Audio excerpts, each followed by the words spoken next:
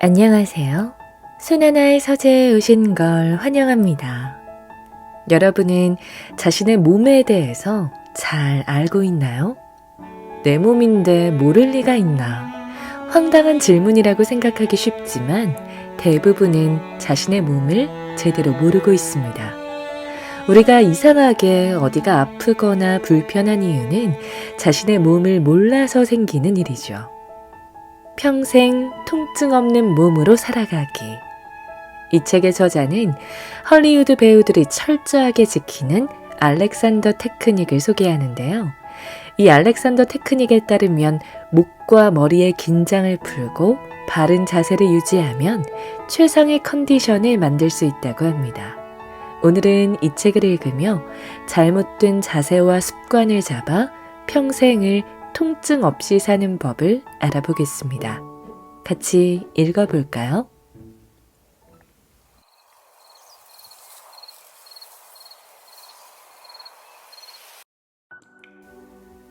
통증은 잘못된 습관에서 시작된다. 누구나 통증이 나타나면 움직일 수 없을지 모른다는 불안감이 든다. 움직일 수 없으면 아무것도 할 수 없기 때문에 빨리 통증이 없어지기를 바라는 편리함에 대한 욕구가 나타난다. 주사 한 방에 통증이 사라지기를 원하고 치료 한 번에 혹은 처방약 한 번에 통증이 개선되기를 바란다. 하지만 근본적 해결 없이 통증을 없애면 어쩌면 바르지 못한 자세 같은 잘못된 나의 습관을 관찰할 수 있는 기회가 사라질 수도 있음을 알아야 한다. 통증은 괴로움을 주지만 실제적으로는 몸을 보호하는 기능을 한다. 통증은 우리의 몸이 잘못된 방향으로 향할 때 나타나는 신호이며 경고이자 기회라는 것을 생각해야 한다.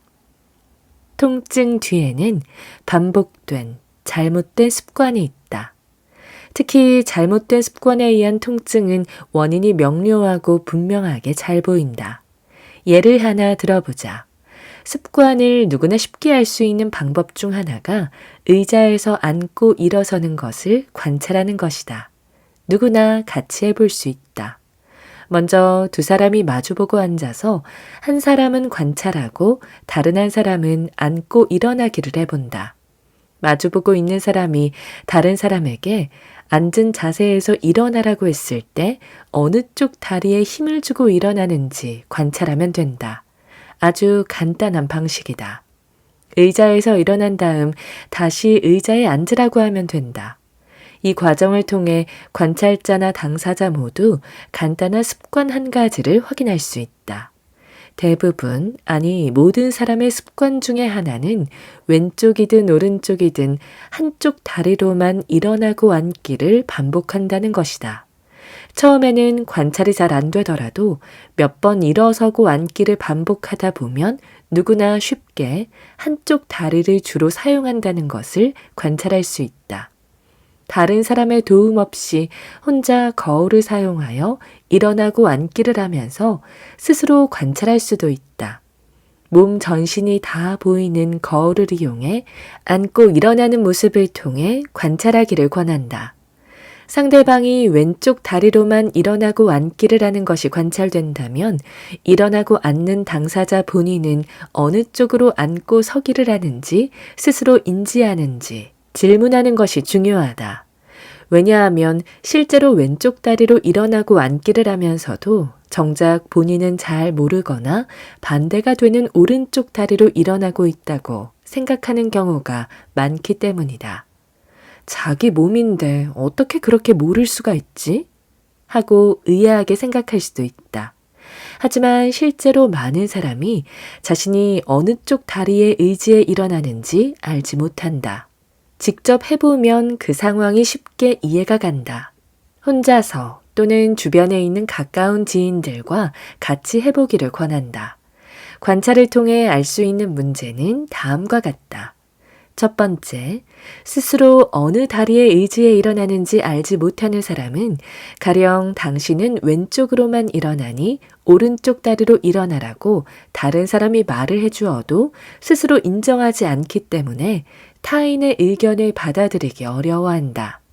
두 번째, 자신이 왼쪽 다리로 일어나고 앉기를 한다는 것을 아는 사람도 스스로 그 행동을 바꾸지 못하고 오른쪽 다리는 잘 사용하지 않는다.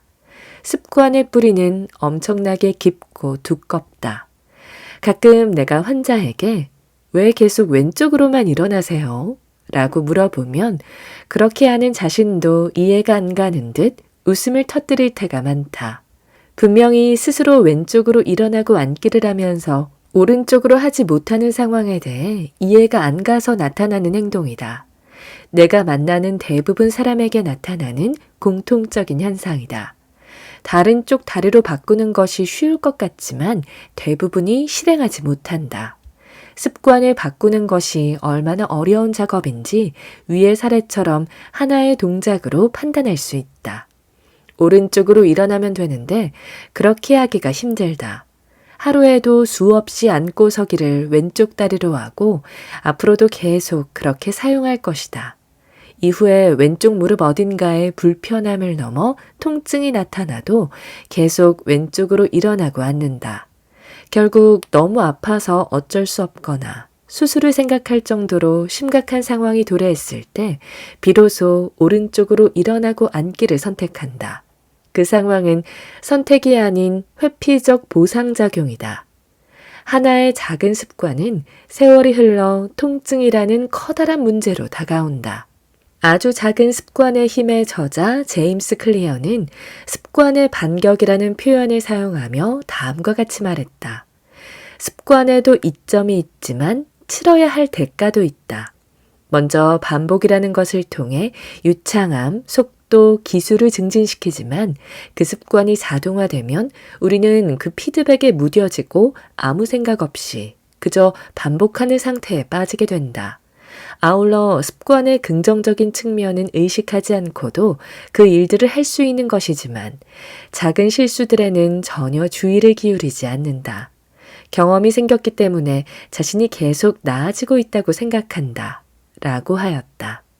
중요한 부분들을 빠뜨리는 것이다. 어쩌면 나의 자세 습관에 잘못된 오류가 많을 수 있다는 점을 인식해야 한다.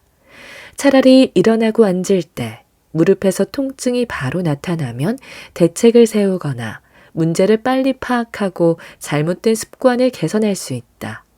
하지만 무릎 관절 자체는 해부학적으로 매우 튼튼하고 강한 하퇴와 대퇴의 뼈와 근육들을 가지고 있을 뿐만 아니라 강한 충격에도 관절을 지킬 수 있는 인대와 연골 조직이 잘 발달되어 있어 오랜 시간이 지나야 통증이 나타나고 그제야 문제를 제대로 인식한다. 따라서 이미 통증이 나타났다면 그 통증과 많은 시간을 함께 해야 할 수도 있는 것이다. 하나의 사례를 통해 조금 더 자세 습관에 대해 알아보자. 목이 아파 물리치료실에 방문한 30대 남성 환자가 있었다. 자세를 살펴보았다. 사무실에 오래 앉아서 업무를 해 특징적으로 오른쪽 다리의 긴장이 목에 안 좋은 영향을 미치고 있었다. 기본적으로 앉아있을 때 우측발로 계속 바닥을 한쪽으로 밀다 보니 몸통은 좌측으로 향하게 되었다. 좌측으로 넘어지지 않으려고 머리와 목에 힘을 주고 있었다. 자세 보상을 우측으로 하기 위해 목이 과하게 긴장했다. 앞에서 예를 든 것처럼 먼저 오른쪽 다리로 몸을 왼쪽으로 밀고 있다는 것을 환자 스스로 알 수 있는지 질문하였다. 환자는 전혀 알지 못했다. 두 번째로 밀고 있는 우측발과 목에 과도한 힘을 주고 있다는 것을 스스로 알고 있는지 질문하였다. 역시 환자는 전혀 알 수가 없다고 대답하였다. 스스로 밀고 있는 것도 힘을 많이 주고 있는 것도 모르고 있었다. 당연히 본인 자신은 그러한 자신의 상태를 알지 못하였다. 다리를 밀지 않으면 목의 문제는 금방 해결된다. 하지만 밀고 있다는 사실을 알 수 없으니 계속 밀 수밖에 없다. 환자는 하루 종일 한쪽 다리에 힘을 주고 몸통은 반대쪽으로 계속 민 채 컴퓨터 앞에 앉아서 일을 하고 사람들과 대화하고 쉴 때도 변함없이 그런 자세로 쉬고 있었다. 계속해서 목이 아프다. 앉아서 몸을 사용하는 전략적 선택이지만 잘못된 습관이 되어버린 것이다. 목의 통증 치료를 위해 쉬는 시간을 가지거나 운동하고 치료를 해도 긴장의 총량이 항상 많기 때문에 신체의 균형 유지가 어렵다. 근본적으로 발을 밀지 않아야 근본적인 문제가 해결된다. 왜 환자는 잘못된 자세 습관을 계속 가지고 있는 걸까? 왜 잘못된 자신의 자세 습관을 전혀 알지 못하는 걸까? 설사 밀고 있다는 것을 안다고 하더라도 왜 계속 밀고 있는 걸까? 내가 환자에게 다리를 밀고 있는지 느낄 수 있나요? 라고 질문을 하면 환자의 표정은 마치 자욱한 새벽 안개 속에 갇힌 사람처럼 낯설어 한다. 자기 몸인데 잘 모른다는 사실에 가장 크게 당황한다. 다리를 밀고 있다는 것을 아느냐는 간단한 질문에 무척 어려워한다. 대부분 사람은 매번 하는 동작이나 자세에 익숙하다. 그 익숙함을 낯섦으로 바꾸고 싶어 하지 않는다. 자신의 잘못된 습관을 바꾸기 위해서는 그 낯섦 앞에 마주서서 내가 어느 쪽 다리로 일어나고 있는지 혹은 어느 다리에 더 힘을 주어서 밀고 있는지 알기 위해 노력해야 한다. 당연히 알아야 하는 것이고 그냥 알 수 있는 것이지만 첫 단계에서는 스스로 몸에만 집중해서 알기 위한 노력을 분명히 해야 한다. 산 위에서 바라보는 커다란 운무는 아름답기 그지없지만 그 속에서 길을 찾아 목적지로 나아가는 사람들에게는 답답하고 힘든 존재다. 자세는 안개와 같다. 자신의 자세 습관을 스스로 보고 관찰하고 이해하기가 정말 어렵다는 말이다. 이미 자동화되어 저장된 몸의 움직임이나 자세를 뇌에서 적극적으로 바꾸려 하지 않는다. 뇌에서 이미 물리적으로 만들어진 강력하고 두꺼워진 신경회로와 커지고 단단해진 신경의 축삭들의 연접은 바꾸기 위한 새로운 학습 환경이 될 때까지는 쉽게 바뀌지 않는다. 하지만 통증이 나타났기 때문에 분명히 달라져야 한다. 아주 조금만 자세를 바꾸고 세상을 만나자. 자세를 바꾼다는 것은 의식을 통해 바꾼다는 말이다. 습관은 마치 흐르지 않고 고인 물과 같다. 일상의 자세에서 항상 똑같은 자신을 발견한다면 지금 자신의 자세와 일상이 답답하게 보일 것이다. 자세 습관을 바꾼다는 것은 자기 몸을 통해 긍정적인 경험을 하며 건강한 자신을 찾아가는 과정이다. 만약 지금 아프다면 현재의 나를 내가 가진 자세 습관을 바꾸기 위한 노력이 필요하다. 하지만 그 노력은 극복해야 할 만큼 엄청나게 힘들고 어려운 일이 아니다. 자세는 스스로 바꿀 수 있다. 큰일도 아니다. 운동 계획을 짜고 하루에 얼마만큼의 시간과 노력을 들이라는 것이 아니다. 아주 쉬운 것부터 실천할 수 있다. 그동안 해오던 방식에 의식만 참여시키면 된다. 우선 스스로 자세를 바꾸면 어떤 일이 일어날까? 지금 자세를 바꾸어 본다면 누구나 당장 경험할 수 있다. 아주 조금만 자세를 바꿔보자. 많이 바꿀 필요도 없다. 너무 많이 바꾸면 그것을 감당할 수도 지속해 나갈 수도 없다. 아주 조금만 바꾸어도 실제로는 신체에서 놀라운 변화가 일어나므로 굳이 너무 많이 바꿀 필요가 없다. 대신에 자세를 바꾸고 몸에서 나타나는 다양한 변화를 스스로 알 수 있어야 한다. 움직임이 편해지기도 하고 불편해지기도 한다. 또한 호흡이 더 잘 되기도 하고 더 불편해지기도 한다. 때로는 통증이 나타나기도 하고 때로는 통증이 사라지기도 한다. 혹은 몸이 무거워지기도 하고 몸이 가벼워지기도 한다. 여기서 중요한 것은 내 몸에서 자세가 조금 바뀔 때마다 나타나는 몸의 불편함이나 편안함을 스스로 구별할 수 있어야 한다는 것이다. 그 변화를 스스로 알 수 있느냐 없느냐는 자신에게 머무는 시간에 따라 다르다. 감각을 깨우기 위해 스스로 자신을 관찰하고 인식하는 시간을 가져야 하는 것이다. 알렉산더 테크닉에서도 스스로를 관찰하고 자각하는 과정은 매우 중요하다. 지금이라도 당장 선 자세에서 시도해 볼 수 있다. 가령 발을 조금만 바꾸어 보자. 다음의 순서대로 따라해 보자. 첫 번째, 먼저 발이 어떠한 모습으로 바닥에 닿고 있는지 바라본다.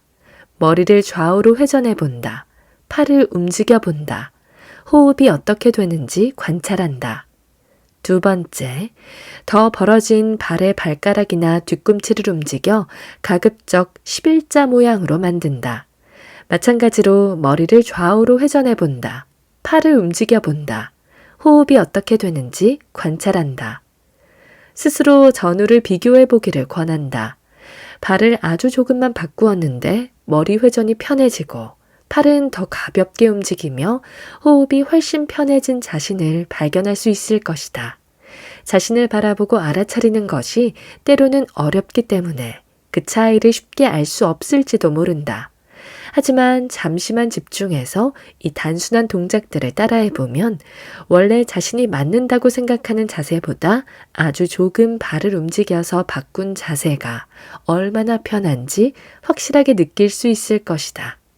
자주 조금만 바꾸고 그 변화들을 알아가고 그것이 자신의 몸을 더 효율적으로 사용할 수 있는 방법이라는 것을 스스로 느낀다면 아주 조금씩 자세를 바꾸는 것이 아주 재미있는 작업이 될 수 있다.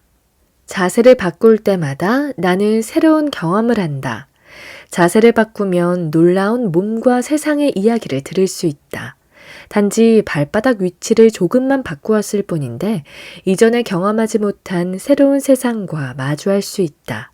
낯선 미지의 세상에서 너무 생소한 나를 마주보는 듯한 느낌일지라도 호흡은 편해지고 몸의 긴장은 놀랍도록 바뀌어 있는 것을 확인할 수 있다. 나 또한 발바닥을 조금 옮겨 놓은 곳에서 새로운 경험을 할 수 있었다. 새로운 세상을 보고 다른 호흡을 하며 다른 생각을 한다. 다른 것이 느껴지고 보이고 들린다. 세상은 그대로다. 세상을 바꾸는 것이 아닌 나를 바꾸면 되는 이치를 너무 몰랐다. 나를 조금만 바꾸면 전혀 다르게 반응할 수 있다. 자세를 바꾸면 나를 바꿀 수 있다. 내가 스스로 자세를 조금 바꾼다는 것은 새로운 환경에 반응하고 잘 적응할 수 있음을 내 몸에게 미리 알려주는 것이다. 인간은 평균적으로 하루에 대략 5,000에서 10,000보를 걷는다. 걸을 때 잔디밭, 보도블록, 아스팔트, 흙길 등 수없이 다양한 환경에 노출된다. 그런데 그 많은 걸음을 걷는 동안 발이 모든 환경에 유연하게 적응하지 못한다. 오랜 시간 평편한 바닥에 익숙해진 발을 가지고 잠깐 환경이 다른 흙길에 올라서도 발 자체의 긴장이나 습관을 바꾸지 않는다. 산을 오를 때도 보도블록을 걸을 때와 마찬가지 속도로 걷고 기존에 가지고 있던 발의 습관과 긴장을 가지고 걷는다. 그래서 발이 자유로움을 경험하지 못한다. 환경에 알맞게 발을 사용해야 한다. 발의 긴장을 알 수 있어야 한다. 발에 통증이 오고 모양이 바뀌고 있다면 관심을 가지고 볼 수 있어야 한다. 그래서 지금 발바닥 자세를 바꾸는 것은 새로운 방향으로 나를 바꾸고 세상을 다르게 마주하겠노라는 나만의 용기의 표현이고 선전포고다. 항상 낯설다. 하지만 정재승 교수가 이야기한 바와 같이 낯설음의 불편함을 견디지 않으면 나는 틀에 박힌 일상에서 삶을 새롭게 할 수 없다. 이 점을 명심하길 바란다. 지금이 나를 바꿀 수 있는 순간임을 잊지 말자. 자세를 바꾸려 하면 실제로 엄청난 저항에 직면한다. 담배를 끊는 것과 자세를 바꾸는 것 둘 다 어렵다. 엄청난 저항이 있기 때문이다. 당연한 말이지만 알렉산더 테크닉, 내 몸으로부터의 혁명의 저자인 백희죽 선생님은 알렉산더의 말을 빌려 만약 우리가 뇌를 제대로 사용할 줄 안다면 삶의 습관들은 몇 분 만에 버릴 수 있을 것이라고 하였다. 아주 조금만 바꾸자. 그것은 의식을 통해 뇌를 사용하여 자신을 바꾸는 것이다. 한순간이라도 지금 내가 있는 모습을 조금만 바꾸어 주자. 컴퓨터 작업을 하다가 잠시 멈추어서 무릎을 조금만 펴준다. 선생님은 수업을 하다가 잠시 멈추어서 아주 조금만 선 위치나 방향을 바꾸어 주자. 노래를 하다가 발바닥 자세를 조금만 바꾸고 노래를 해보자. 공부하다가 조금만 책상에서 물러나 보자. 식사를 하다가 엉덩이를 조금만 움직여주자. 아주 조금이면 된다. 아주 조금만 팔을, 다리를, 머리를 움직이면 훨씬 편안한 자세가 된다. 몸은 단순하다. 우리는 복잡한 신경 시스템을 가지고 있지만 몸이라는 한 가지 존재에 대해서만 아주 단순하게 생각하고 이해하면 된다. 그라운딩. 인간이 세상에 태어나서 항상 함께하는 것은 바로 땅이다. 앉아있는 것, 잠자는 것, 걷는 것, 일하는 것, 모두 바닥 없이 할 수 있는 일은 없다. 다시 말해 우리는 땅에 항상 내 몸을 맡기고 살아간다. 땅을 그라운드라고 한다. 그래서 알렉산더 테크닉에서는 땅에 의식을 두는 것을 그라운딩이라고 한다. 예를 들어 만약 당신이 일어나 있다면 땅을 느낄 수 있는 곳, 다시 말해 땅과 닿아 있는 발에 의식을 두고 있어야 한다. 발을 통해 땅과 그라운딩하는 것이 석이다. 그래서 내가 가장 많이 만나고 가까이 있고 친해야 할 대상은 지금 우리가 몸을 맡기고 있는 바닥이다. 그래서 땅과 친한 상태에서 의자를 만나면 앉고, 땅과 친한 상태에서 친구를 만나면 악수를 하고, 땅과 친한 상태에서 악기를 연주하거나 노래를 하는 것이다. 실제로 캘리포니아 대학의 발달 및 세포 생물학과 가에탕 슈발리에도 그라운딩은 신체를 대지에 접촉하는 것이라고 말한다. 아울러 편안하게 신체를 바닥에 잘 그라운딩하며 휴식을 취한 실험군은 기분이 상당히 향상되었다고 보고한다. 내가 건강한가? 어떻게 하면 건강한 몸을 만들까? 땅과 잘 닿아 있는 몸을 통해 끊임없이 세상과 소통해야 한다. 발 뒤꿈치에서 발가락까지 발 전체의 의식을 통해 땅에 계속 머물고 있을 때 우리는 비로소 편안한 서기를 할 수 있다. 서 있을 때 발바닥에 관심을 가진다. 어떻게 서겠다는 것이 목적이 아니라 그저 발바닥에 관심을 가지는 것이다. 도쿠시마 대학 의료연구소의 반도 히로시 등은 긴장 없이 지면과 편안하게 서기 위해서는 발바닥에서 삼각형에 대한 인식이 중요하다고 한다. 11자 자세에서 발바닥의 세 꼭지점이 의식될 때 앞으로 몸이 나아갈 수 있으므로 이 삼각형에 대한 인식은 달리기 선수들에게 매우 중요하다고 강조한다. 또한 엉덩이에 위치한 좌골에 의식을 두는 것이 앉기다. 의식이 좌골에 머물 때 척추가 편안해지고 쓸데없는 몸의 긴장들이 사라진다. 바닥과 친하지 않으면 척추에 힘을 줄 수가 없는 것이다. 푹신한 의자는 좌골 양쪽을 의식하기가 어렵게 하고 척추의 올바른 사용을 방해한다. 좌골을 잘 느낄 수 있는 평편하고 푹신하지 않은 나무 의자에 앉는 것이 적합하다. 나는 땅과 얼마나 친할까? 나를 알지 못하면 땅과도 친해질 수 없다. 그라운딩은 나와 땅을 연결해주고 자신을 명확하게 의식하게 해주는 가장 확실한 방법이다. 몸이 무겁고 힘들어하는 사람들에게 고개를 숙여 바닥을 보라고 하면 두려워하고 낯설어한다. 한 번도 관심을 가지지 않았으니 그럴 수밖에 없다. 땅은 항상 그곳에 있다. 늘 그곳에 있었다. 내가 관심을 가지면 땅이 나를 받아주고 받쳐준다. 땅에 나를 맡기지 못하면 나의 머리, 어깨, 허리와 같은 곳은 더 많이 애를 쓰며 살아가야 한다. 지금 잠시 자신의 좌골이나 발바닥에 의식을 두고 현재에 머물러 보기를 바란다. 중추 조절. 인간의 목은 뇌를 보호하는 머리를 받치고 조정하는 중요한 역할을 하고 머리와 몸통 사이에서 다른 관절보다 많이 움직이면서 수많은 신경과 혈관 및 공기가 드나드는 통로 역할을 한다. 또한 시각, 청각, 평형감각, 고유감각 등 모든 신체 감각과 신경 전달을 통해 반응하는 감각 운동 시스템을 가지고 있다. 아기는 생후 3, 4개월이 되면 머리를 들고 목과 몸통을 조절할 수 있게 된다. 이후에 다양한 방향으로 손을 뻗고 몸을 세워 걷는 발달 단계를 거친다. 그러나 머리와 목, 몸통의 관계가 잘 발달하지 않는다면 그 다음 운동 발달 단계도 늦어진다. 목의 기능 중 하나는 몸이 움직일 때 뇌와 중요한 오감에 해당하는 중요 감각 기관이 있는 머리는 잘 보호하면서 몸통을 통한 사지는 활발하게 움직이게 하는 것이다. 따라서 목의 고유한 기능을 잃어버리면 신체 기능이 효율적으로 작동하지 못한다. 그래서 목은 머리와 몸통 사이에서 안정적이면서도 자유로운 기능을 유지해야 한다. 실제 목 근육과 관절의 고유 감각 정보들은 머리가 어디에 있고 어떻게 움직이는지, 그리고 목 아래 몸통에서 균형을 유지하고 팔다리를 움직이기 위해 어떻게 해야 하는지를 알려주는 중요한 역할을 하기 때문이다. 목 근육에 존재하는 밀도 높은 감각 수용체는 중추신경계에 정보를 보내 머리의 위치와 목을 인식하게 한다. 이러한 고유 수용체의 감각 정보는 전정계 및 지각 정보와 밀접히 연결돼 소리에 반응하여 머리를 회전하고 야구장에서는 야구공의 이동에 따라 시선과 목을 움직이게 한다.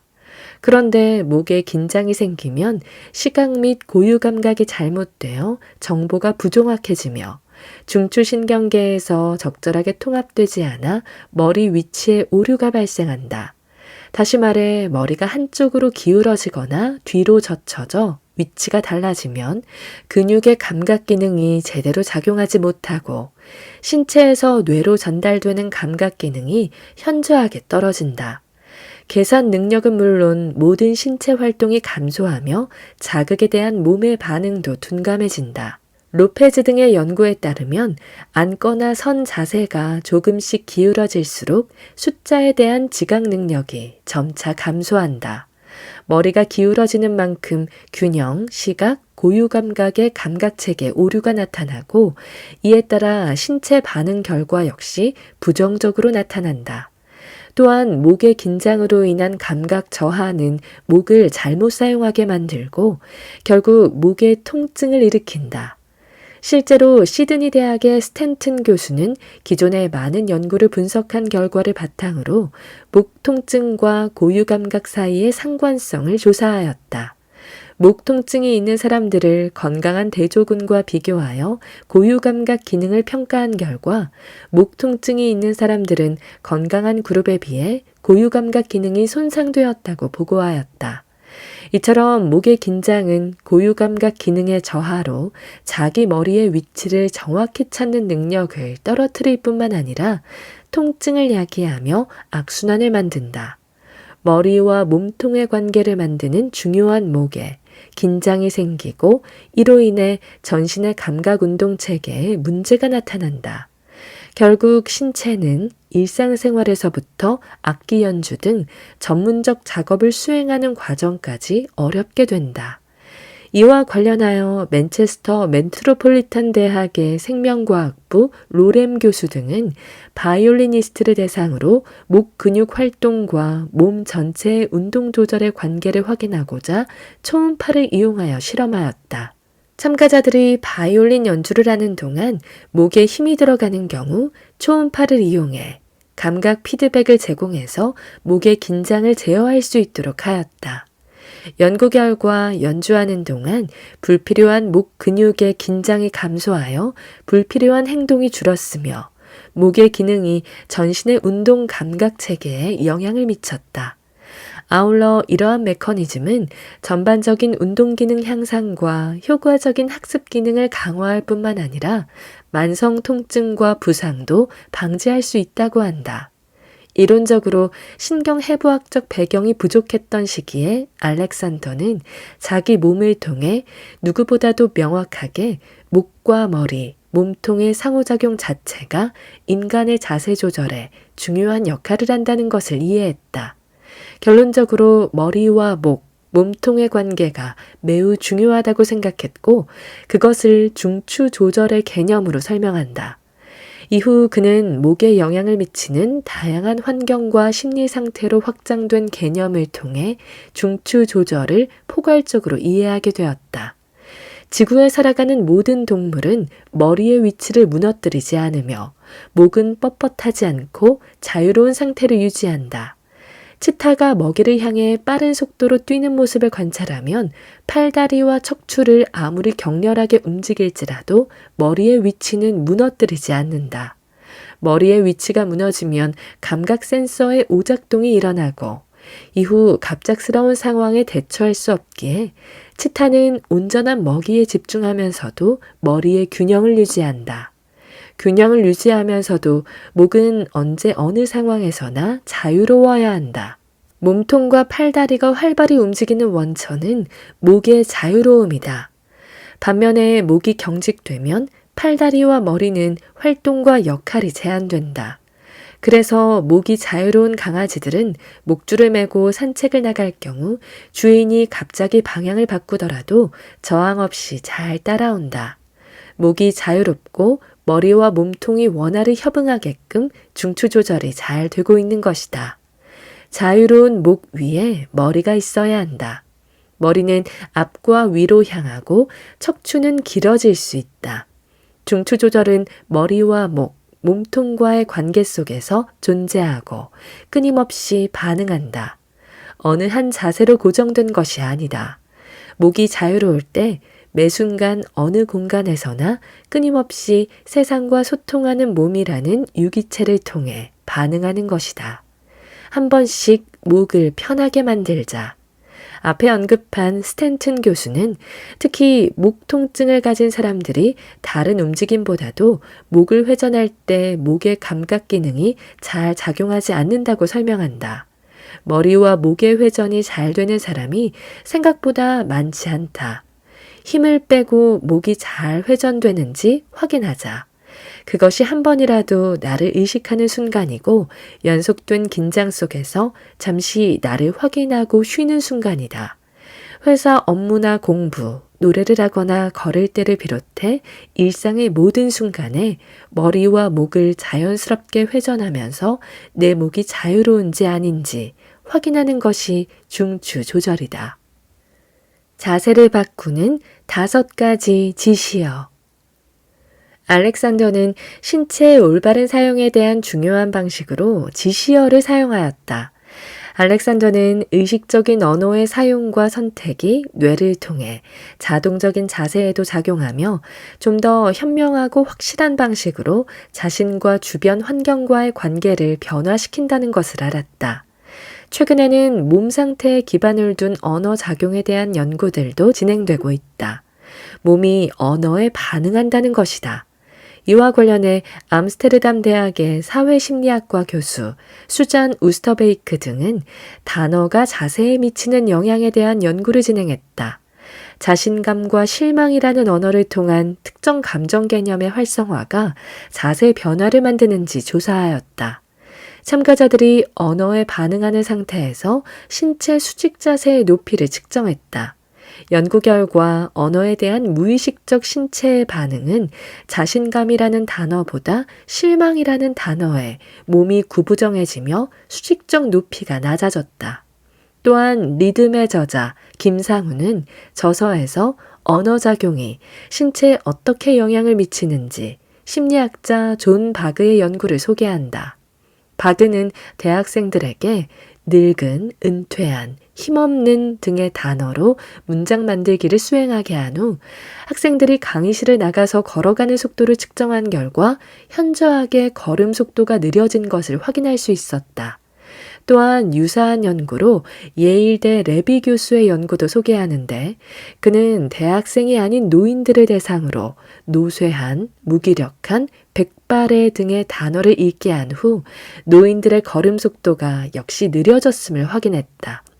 반면에 보스턴 베스 이스라엘 병원의 호스도프 박사는 노인들에게 컴퓨터 게임을 하는 동안 현명한, 경험 있는, 현인 등의 단어에 노출시킨 결과 노인들의 보행 속도가 평균 10% 향상되었으며 이전보다 경쾌하게 걸었다고 보고한다. 이 연구들을 통해 언어가 사람들의 자세 하나하나에 어떻게 흡수되고 작용하는지, 그리고 어떤 반응과 작용을 일으키는지 이해할 수 있다. 결국 자기 변화의 또 하나의 열쇠는 사용하고 듣는 언어다. 당신은 자기 몸에 대해 주로 어떤 단어를 사용하는가? 매사추세츠 종합병원 벤슨 헨리 심신의학연구소의 벤슨은 다양한 연구를 통해 신체의 긴장과 스트레스를 줄이는 이완 방법을 연구했다. 대표적인 이완 프로그램 중 한 가지는 10분에서 20분 동안 편안히 앉아 사랑 또는 평화와 같은 단어를 반복하여 사용하는 방식이었다. 이후 연구를 통해 몸의 이완 반응이 세포 수준의 유전자 변화 특성에 관여하는지 조사했다.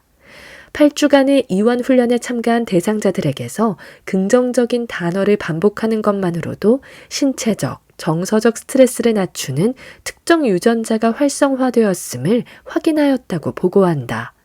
내가 사용하는 단어는 즉각적으로 내 몸의 반응을 만들어낸다. 생각이나 말이 내 몸에 지시를 내린다. 그 언어적 지시는 긍정적일 수도 또는 부정적일 수도 있다. 예쁘다, 키가 작다, 내 척추는 건강하지 않다, 아프다 등 자신이 하루에 사용하는 단어에 몸이 반응한 결과를 기억해야 한다. 의식을 통해 더 좋은 말을 선택할 수 있다. 지시어는 내 몸을 더 좋은 방향으로 향하도록 도와준다. 알렉산더가 발견한 지시어는 자신에게 특히 자기 몸에게 정확한 지시를 할 수 있는 매우 현명한 방법이다. 억지로 노력하는 것이 아니다. 이미 가진 자세나 태도를 유지하고 그것을 더 잘하기 위해 애쓰고 노력하는 것이 아니다. 매우 심플한 언어의 사용이 내 몸을 올바른 방향으로 인도한다. 그 심플한 5문장은 다음과 같다. 나는 목이 자유롭다. 나는 머리가 앞과 위로 향한다. 나는 척추가 길어지고 넓어진다. 나는 다리와 척추가 서로 분리된다. 나는 어깨가 중심에서부터 넓어진다. 알렉산더의 5가지 지시어는 나라는 주체와 내 몸의 구체적인 부위에 해당하는 목이나 척추 등 명사와 자유롭다, 분리되다 등 동사로 이루어진 하나의 문장이다. 이탈리아 산 라파엘레 과학연구소의 마르코 데타만티 등은 동작과 관련한 문장을 연구 참여자들에게 들려주면 왼쪽 전두엽, 두정엽, 측두엽 네트워크를 활성화한다는 것을 자기 공명 영상을 이용한 실험을 통해 발견하였으며 이는 동작을 설명하는 문장을 듣는 것만으로도 운동 회로와 연결된다는 직접적인 증거가 될 수 있다고 설명한다. 한편 케임브리지 대학교 실험심리학과 아나 라포소 교수는 동작을 나타내는 단어 및 문장이 되뇌 운동 영역에 미치는 영향을 연구했다. 특히 차다 같이 일반적 동사만을 사용하는 경우와 공을 차다와 같은 문장으로 이루어진 언어에 따라 운동 반응은 자동적이고 불변적이기보다는 상황에 따라 유연하고 다르게 나타난다고 이야기한다. 지시어에 있는 동사가 다이내믹하게 신체에 영향을 미치는 것을 충분히 이해할 수 있을 것이다. 단어나 하나의 문장이 실제로 뇌의 작용을 통해 신체 전체에 직접적으로 작용한다는 사실이 지금은 당연하게 여겨지지만 신경과학적 기반이 부족했던 1800년대 후반과 1900년대 초에 자기 몸을 통해 언어가 신체 반응을 만든다는 사실을 스스로 깨달은 알렉산더의 감각은 상당한 수준이었음에 틀림없다. 지시어는 몸을 위해 매우 효과적인 방식으로 사용할 수 있다. 몸에서 지시어가 작동하도록 몸을 맡긴다. 간단한 5가지 지시어는 힘들이지 않고 언제 어디서든지 반복할 수 있다. 의식적으로 지시어를 사용하는 것은 당신의 삶에 가장 밀접한 영향을 미치는 몸의 변화를 일으키는 가장 빠르고 확실한 방법 중 하나라는 사실을 꼭 기억하길 바란다. 또한 지시어는 명확하게 내가 갈 수 있는 길을 안내하는 안내서와 같다.